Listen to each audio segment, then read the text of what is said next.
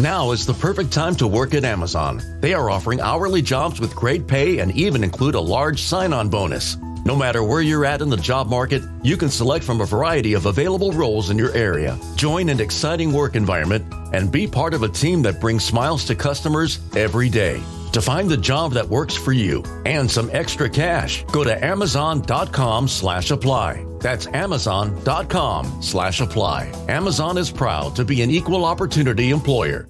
You want to go. Yes, go travel, go explore, go find a new city, go reconnect with friends, go have fun.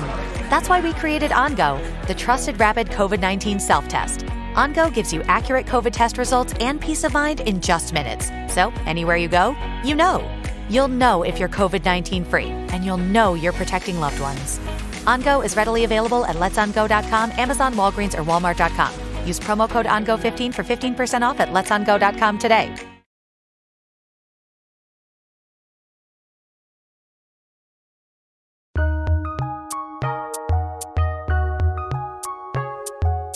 Welcome to the Fantasy NBA Today podcast.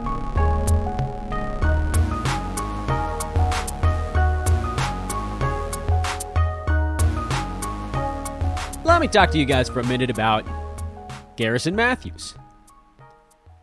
Because Monday's card was only 5 games deep, so I don't think we really need to dedicate half an hour show to a 5-game recap or a couple of things from it. Make no mistake, a couple of things. But we recommended Garrison Matthews as a trade deadline stash because of the likely move of Eric Gordon. It kind of stemmed from last Tuesday's show, a week ago today, with our buddy Jonas Nader, my good friend Jonas, talking about KJ Martin on the Rockets. And as I scoured the Houston roster, the one thing that just kept jumping out was basically anytime one player was out, it was Matthews that took the big step forward. And it's not a perfect one-to-one correlation necessarily, but if you look through Garrison Matthews' game log to when he's been successful, there was the long Kevin Porter Jr. absence that rolled from, what is that? It was like late November to mid-December. I think that was for COVID. No, it was an injury. It was an injury. And he put up some pretty big games there. He had a couple of clunkers mixed in, but, you know, if you're not a superstar, you're going to have some clunkers. And then he went back to playing 25-ish minutes a ball game, and he became a much less predictable fantasy asset. And then the last couple of days really just last the one game for Garrison. Eric Gordon was ruled out, and Mathews immediately jumped back up. Not that it hasn't happened before. There have been some games sprinkled in there where he's gotten closer to 30 minutes, even when the Rockets were basically healthy coming into the ballgame. Like, you can look at, what game was that? Like, January 19th. The Rockets mostly had their guys. Eric Gordon was in. Kevin Porter Jr. was in. Jalen Green was in. It was just kind of bad. And so Mathews ended up taking a bunch of the Jalen Green minutes. But the beauty of this is that he slots into pretty much any spot on the floor besides center. Garrison's 6'5", 205, so he can pretty much play point guard through power forward. He's not going to be the point guard. He's not going to be the true power forward, but a small ball 4 is well within reach. And it's not so much that he was the point guard when Kevin Porter Jr. was out as there were just more things to go around. It's not like he was playing point guard, but someone else that was playing shooting guard slid down to point, and maybe a small forward slid down to shooting guard, and so that just created a little bit more room. And the one thing that to me is just slapping me in the face with Mathews is that basically any time he gets around 30 minutes in a game, he's posted fantasy value. Just like I don't think we need to spend 30 minutes on a 5-game recap, I don't need to spend the next 6 minutes going through each game where Garrison has broken 30 minutes this year. But we can do a few, just as sort of a point of reference. Starting in November, on the 27th, he played a ridiculous 38 minutes, had 20 points, 3 boards, a steal, and 5 3-pointers. The very next ball game, he played 33 minutes, had 19 points, 5 more 3-pointers. Next game, 14 points, 4 threes, not much else. A steal and 2 rebounds. There wasn't a whole lot of peripheral stuff there. 16-3, 2 steals and a block. 13-7 with 4 threes. This is the run. This is the Kevin Porter is missing ball games run. 19-2, 3 steals, a block. 23-4, 2 steals, 2 blocks. He doesn't pass at all. His assists are going to be painfully low, so he's not going to be floating his value with precision passing.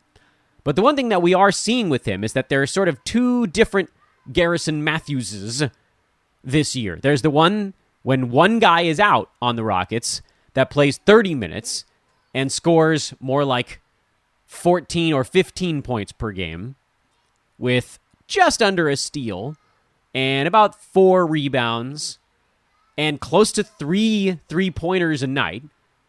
And then there's the other Garrison Matthews when the team has been fully healthy, where he dials back down to about 24-ish minutes per ball game, and he's scoring 9 points with 2.5 to 3 rebounds and 0.6 steals instead of 1, and 1.5 to 2 3-pointers instead of the big 3 that we were talking about before. It's hard to break this thing down.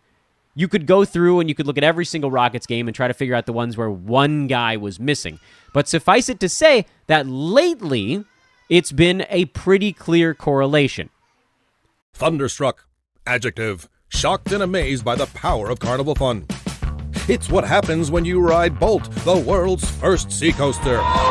When you island hop till you drop. Thunderstruck! When you book 4 massages back to back. Back to back. Get Thunderstruck starting at $289.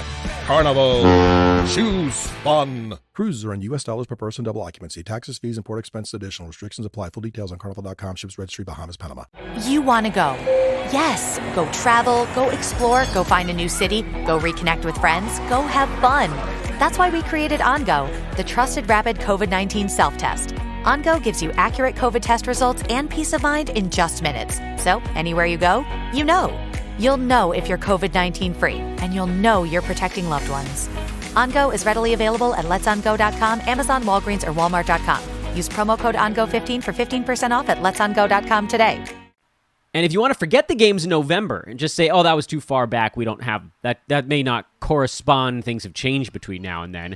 Over the last week and a half, there have been 2 such examples. On January 28th, Kevin Porter Jr. missed that ball game. I think he just had a cold or something. They didn't know. He might have COVID. He didn't have COVID. It was something like that. Mathews played 36 minutes, had 21 points, a rebound, 3 assists, 2 steals, and 4 3-pointers. And then the last ball game against New Orleans, Rockets lost. 18 points, a rebound, 4 assists, a block, and 5 3-pointers in that ball game. And basically the rest of the time, the team has had Porter and Gordon in the lineup. Eric Gordon's been strikingly consistent this year, much to, I think, our collective chagrin, because he doesn't really post fantasy value because his other stuff isn't good. Free throw percent isn't as good as it needs to be. Field goal percent is always painfully low with Gordon. And that's going to be a problem with Mathews as well. His field goal percent is going to be low because most of his shots are from the perimeter. He's basically like a wing Eric Gordon. Similar steals numbers, similar shot profile, but a better foul shooter. And I would argue maybe a slightly better rebounder, although that one is kind of up in the air. Here's the other side of the coin. By the way, this is all just to say you should be picking him up because Eric Gordon has already been ruled out for tonight. He's probably just going to be out through the trade deadline, and then he's probably not going to be on the Rockets past the trade deadline. So I think you can add Garrison Matthews. I will add this caveat at the end of this Mathews 7-8 minute show opening rant, which is because he doesn't rebound all that well. He's like meh. He's meh rebounder. And he doesn't pass at all. Terrible passer. He had a couple more recently, but not a good passer in general. He's not like when the ball goes to him, it's probably going up. Because of those factors. By the way, the fact that he has 0.4 blocks per game this year is actually like pretty significant and helpful for his fantasy value. Because if you got him full-time minutes and he was like 1 steal and half a block, that's a very different situation than 1 steal and like 0.1 blocks. Anyway, back to the point I was making. Point is, the upside is not all that high. You know, we're not talking about Klay Thompson here, who's going to bang in 3-pointers at a much higher clip and, 90% foul shooting or whatever it is. Although Mathews first 2 years of his career, he was at about 89%. So it's possible he gets back up into that neck of the woods. The upside is limited because he doesn't get many steals, he doesn't rebound, he doesn't pass all that well. So even if you add him for a value, which I think he will be, we're talking, like a top 90 kind of target. And even as I say it out loud, I know you guys are collectively listening to that number and saying, ugh, Dan, you just made me listen to an 8-minute show opening rant, longer than that now, to tell me about a guy who might have top 90 upside. Yeah, here's why. There aren't that many guys on the wire who can actually roll between 80 and 95 for an entire season. We see it every year. Most of the guys inside the top 90 were drafted. Not everybody. There are obviously much more examples of guys between 60 and 100 that weren't drafted than inside the top 60. But that's just the thing. If you're looking for someone on the wire who's going to roll top 60 the rest of the way, they pretty much just don't exist. The very few examples of that are, what if Alperen Şengün gets turned loose and somehow simultaneously fixes his field goal and free throw percent issues? That's going to hold him back. Even though he's going to put up some pretty gaudy numbers, that'll probably hold him back. The one player, literally one, that I see on the board that people are talking about right now that could step into a top 60 valuation is if Kelly Olynyk moves into the starting 5 and Jeremy Grant gets traded. That's like the one guy out there where we've seen it, we know the stat set supports it, and even though he's been downright awful lately, it's why we have to stick through that stash for 2 more days. If the guy in front of him gets out of the way, he becomes a bona fide monster. The rest of the stuff that we're talking about here, Indiana, like if all of their centers get traded, Isaiah Jackson maybe could get up into that neck of the woods, but it's going to take a lot of pieces being moved. Chris Duarte is not going to be a top 60 guy.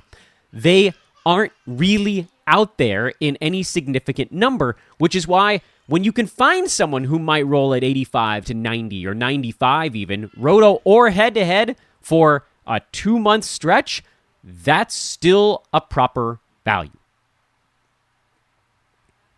Welcome to the show, everybody. This is Fantasy NBA Today. A hoop? No. Sports Ethos presentation. Oh, Besbris, you moron. I am Dan Besbris, a moron who can't remember that his site changed its name 2.5 months ago at this point. You can follow me on Twitter at Dan Besbris, at DanBesbris.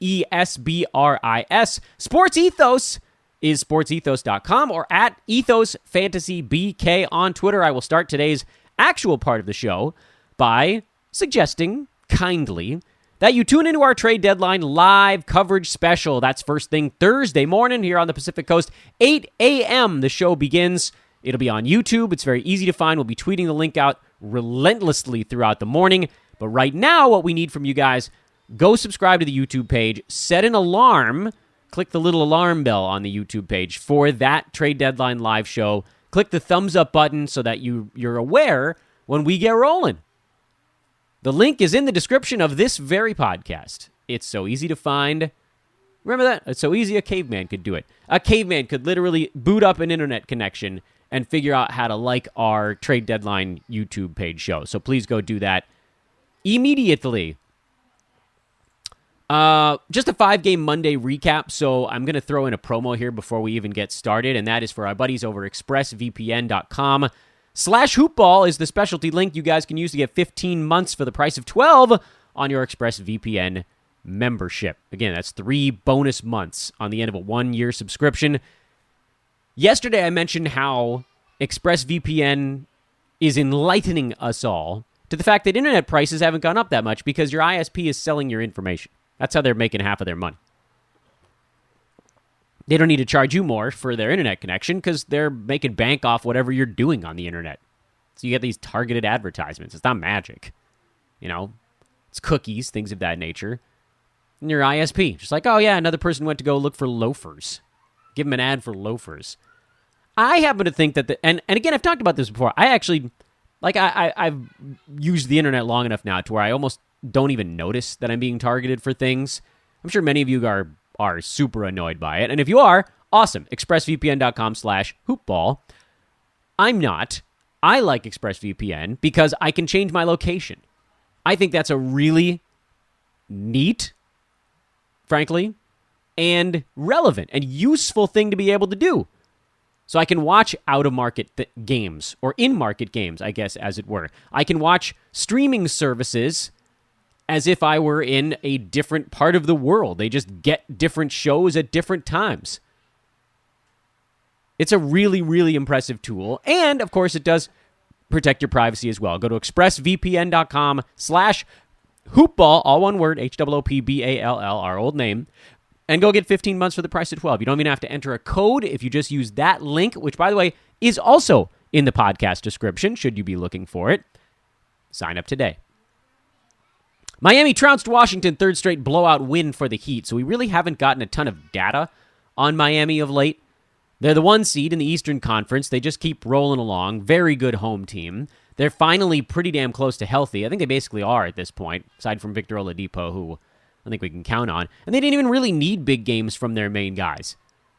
Bam Adebayo had a pretty good one. But, I mean, this was just spreading the wealth. Jimmy Butler was, everybody was kind of meh. Gabe Vincent has the best game for the Heat, and he came off the bench for 28 minutes. Throw it out.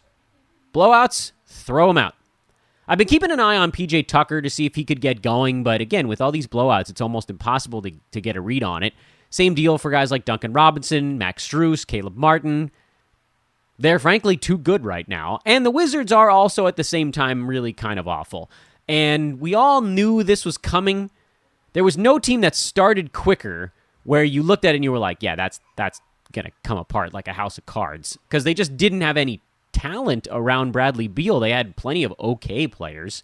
Some veterans, guys that came out of the chute just playing hard, winning games with defense. Well, when teams started to figure out how to attack them, well, the whole thing's come apart. Wizards are now 24-29. They're no longer even in the play-in. Reports are that Bradley Beal is going to stick with them, which now you start to worry, what does that mean for Beal down the stretch? Is he even going to come back from this wrist thing? Try not to go all doom and gloom on it, but they're pretty bad right now. They'd be wise to try to move things if they can. So what I'll say to that end is, I'm not really stashing anybody on the Wizards. I keep getting all these questions like, well, should I stash Daniel Gafford? Should I stash Thomas Bryant? Should I stash Montrezl Harrell? Should I stash Denny Avdia? Whatever. I have no Wizards on my fantasy teams right now. I have Spencer Dinwiddie on a punt bigs team, and even that's kind of annoying. They're just bad, and no one on the team has fantasy value. I don't think you need to use a move on them this week until we see what they do. If we find out on Thursday morning that Thomas Bryant gets traded, then yes, you do stash Daniel Gafford at that point, but I don't think you do it in preparation for it. And it's really because there's just too much. There's sort of too much hanging in the balance. What are you going to do? Pick up the whole damn team? Nah. Daniel Gafford, by the way, is one of those names of someone that might step into like a top 85, 80 valuation if the guy in front of him gets pushed out of the way. So but if not, the other direction is a bleak territory. Toronto showing no signs of slowing down. Thank goodness, because as badly as I missed on a few of my season win total bets, the Raptors are coasting in the right direction these days. Thank goodness the Celtics are starting to win too. I faded how many missed games they had last year. That was the simplicity of that handicap. Anyway, they're doing it by playing everybody a billion minutes. And Charlotte did the same thing in this ballgame, so I guess turnabout is fair play. LaMelo Ball played 44 of the 48 minutes of this regulation game. But the news of the day was, number one, Chris Boucher going back to doing just enough fantasy stuff in just under 20 minutes a ballgame, and heaven forbid, which, again, it's going to happen. It's a matter of time. Heaven forbid any of the 4 mega minutes guys get hurt. Or if you include Scotty Barnes, you could say the 5 big starters minutes guys. If any of those 5 guys get hurt, even for a day, Boucher steps into probably 7-8 extra minutes. So he's very much a stronghold. And I haven't heard too many Boucher-related questions. I think people have caught on that, like, this is what he does. When he's getting 18, 19 minutes, he's going to go a few points, a few rebounds, steals, blocks, maybe a three-pointer every now and again.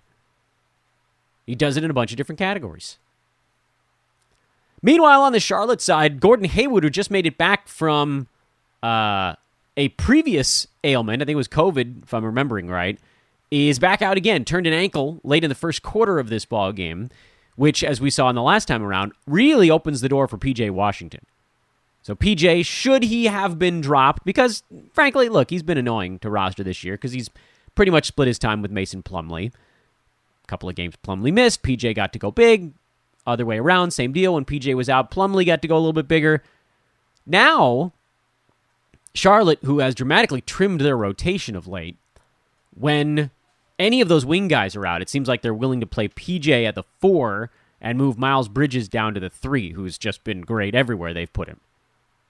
So PJ gets those backup center minutes, and then they can also tack on an extra 10 to 15 at some other position on the floor, and then pushes him way up and over the cut line. Phoenix beat Chicago 127-124. This game was actually not all that close. Chicago closed the game on a 12-0 run. They were down 15 with just a couple minutes left, and Phoenix just kind of stopped playing. But Devin Booker had another big ball game, briefly tweaked something in his leg, but seems to be okay. Had 38 points, another big showing. Phoenix is just mauling people. JaVale McGee came on seamlessly. DeAndre Ayton was in foul trouble, so JaVale was like, I got you. Huge game. Chris Paul, another big one. So efficient, hyper-efficient Chris Paul. Mikal Bridges has been hot lately. Everything's clicking, man. Io finally slowed down on the Chicago side. 2 points, 2 rebounds. This is a serious dud. I'm holding. Still played 33 minutes. Doesn't get much usage. Generally doesn't need it. The 0 assists are a little bit unnerving. And what I'll say is, Phoenix is just really good. Got to hang on a little bit longer. Javonte Green also slowed down in this game. And I think you can put that on Phoenix as well. Although I will say this, with Green, he's not going to get assists the way that Io has been. So it has to be defensive stats. If those aren't there, I'm not even worried about the other stuff with Green. And so I'm not quite as high on him fantasy-wise as some others might be. DeMar DeRozan's kicked it back into high gear these days. That's kind of cool. Fun. But nothing really from a fantasy standpoint, so we can keep shuffling along here. Golden State beat Oklahoma City 110-98. They are now mauling people again, even without Draymond Green. Warriors won 8 games in a row. Warriors and Suns are 9-1 in their last 10 ball games, each of them. You know what team in the NBA is 8-2 in its last 10 ball games? The Toronto Raptors. They've won 6 games in a row. A lot of teams are 7-3 their last 10. I'd like to separate that group from the pack, but you can't really. Wolves, Grizz in the Western Conference, Bucks, Cavs, Sixers, Celtics, Hawks are all 7-3 their last 10. That's not impressive anymore. Got to get to 8-2 if you want me to care. Klay Thompson, season high, 28 minutes and 58 seconds. That's a terrific sign for Klay. He is coming. He's almost there. 6 for 6 at the foul line. Starting to click a little bit. Steph Curry doesn't even have to put up juicy numbers anymore. Apparently, he's got enough help. Warriors offensively are just good enough. They've been solid there, very good in the half court, and then defensively, they've been awesome all season long. Otto Porter did play, but he only played 15 minutes. And I think now that his back is acting up on him, we probably can't roll with him anymore. Much as I love the Otto Porter stream, he played himself right into one of these traditional Otto Porter injuries, which is my body can't do this. It's too many. It's too many things for my old body. So sad. I thought maybe he had turned a corner because it seemed like he was just humming along. He hadn't really heard anything. He was getting his rest day on back-to-backs, and everybody was fine. And then, 2-3 games out for a backs thing. Oh, boy. So if you're hoping for Otto Porter to come back and be as good as he was before the injury, which I was, he's probably not going to be. Ah, well. Oklahoma City side, there's stuff going on. Lou Dort came back for this one, and he's going to be crazy while Shea is out. Just all the usage he can handle. Josh Giddey, similar boat, all the usage he can handle. With Aaron Wiggins out, Darius Bazley does appear to now be the starting power forward. He's a points league darling. Been a little bit better lately than he had his previous seasons. I still don't think I can advocate a pickup there. Points league, have at it, man, because you're not in most. Sorry, I know some of you out there are like, no, Dan, not all points leagues. Fine. Most points leagues don't really care about field goal and free throw percent. most of them. And Bazley's great if you don't have to worry about those, because he'll get you points and rebounds, and he'll get you some steals, maybe a block here and there. But generally, it's going to take him, and he shot the ball better in this ball game, but generally it's going to take him about a shot per point, and the free throws are even uglier. I don't think either of those is magically turning a corner here all of a sudden. But, if you wanted to go crazy, just whatever. I really would say don't do it. Kenrich Williams, showcase game. He probably won't be a Thunder after the trade deadline. And I don't know what the hell got into Mitchell Robinson. He's been sitting on my bench because of how bad he's been at the free throw line lately, and oopsies, missed this ball game. Holy moly. Mondo Mitch. Well, if you needed another reason to drop Nerlens Noel, this ball game is certainly that one. Wow. Evan Fournier's been pretty good lately. I know he wasn't quite as loud in this ball game, but he has moved into enough shots per night now. And it also kind of just feels like that shooting guard job is his. Cam Reddish isn't taking it. Manuel Quickly, I keep telling you guys, he's not that great.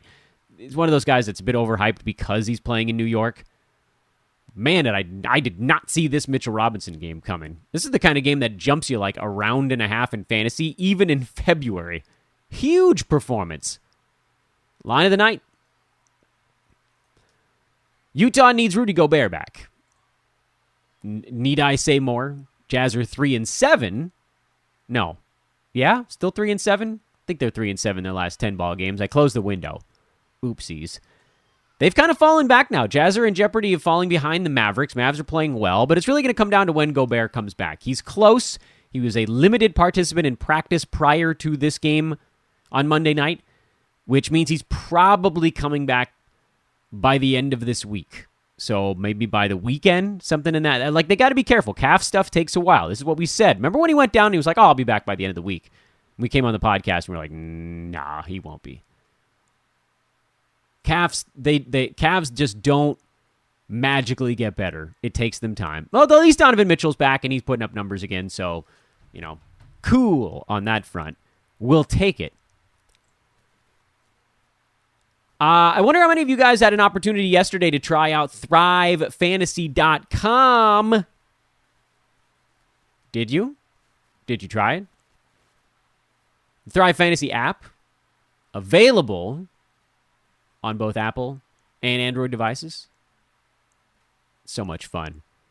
I adore hearing from some of you guys, some of you listeners that have been like, Dan, you were right. I put $10 in.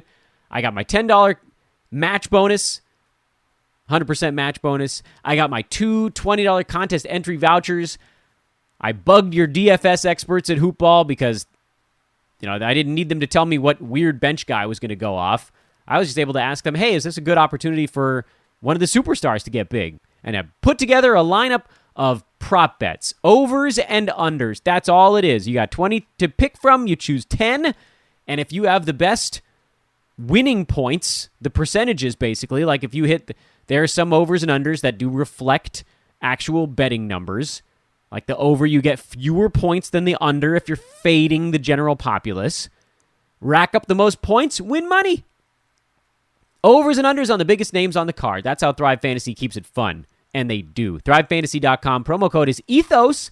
Probably should tell you guys that. ETHOS. Ethos. Like our site name that I almost called Hoopball earlier in the show. Ethos. ETHOS. 100% deposit match bonus and contest entry vouchers. Please, guys, just try a $10 deposit. I promise you will have fun, even if you end up losing your 10 and then your other 10 and then your other 40. But I think you'll win something because you guys are smart. You guys are good at basketball analysis. I think we're all getting there together. Try it out. Join us, won't you? Yeah, you'll join us. I can feel it. Well, that's your Monday recap. Short card. They went backwards this time around. It's Big Tuesday. You got 10 games coming up tonight. Plenty of homework that we can discuss on the Twitters.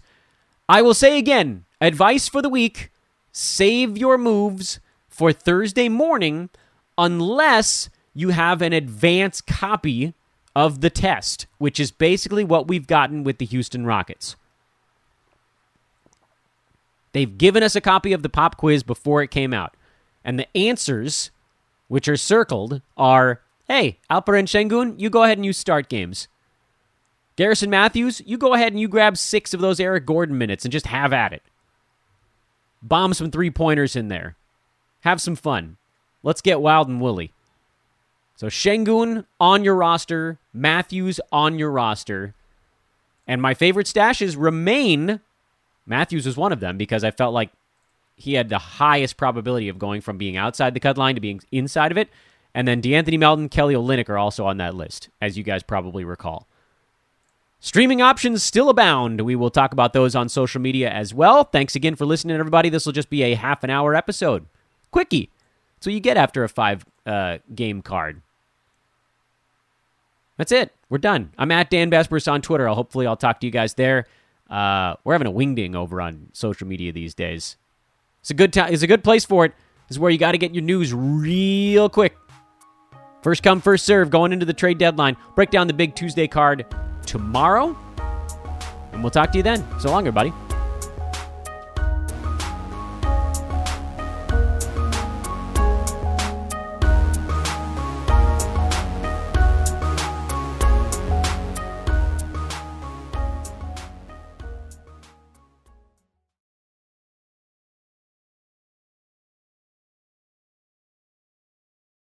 Now is the perfect time to work at Amazon. They are offering hourly jobs with great pay and even include a large sign-on bonus. No matter where you're at in the job market, you can select from a variety of available roles in your area. Join an exciting work environment and be part of a team that brings smiles to customers every day.